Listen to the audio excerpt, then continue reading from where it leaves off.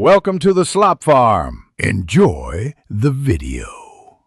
You begin by confirming the crash and the exact workbook name so you know what to look for. Once done, open Excel and navigate to File, Info, Manage Workbook, then recover unsaved workbooks to scan the Autorecover folder. Make sure Autorecover is enabled in Options Save and set a frequent interval like 1 to 10 minutes. This increases recovery chances. You're starting immediate recovery while simultaneously reducing future data loss risk. You now inspect any recovered files and available versions.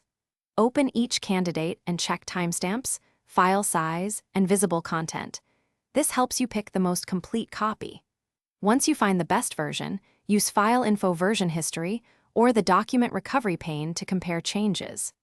Save the recovered copy immediately with a new file name and different folder, so you preserve the original in case you need to repeat recovery steps. This cautious approach prevents accidental overwrites.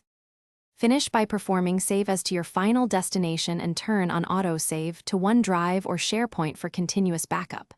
If the recovered file is corrupt or missing, run Excel's Open and Repair via File Open, select the workbook, click the Open drop-down, and choose Open and Repair.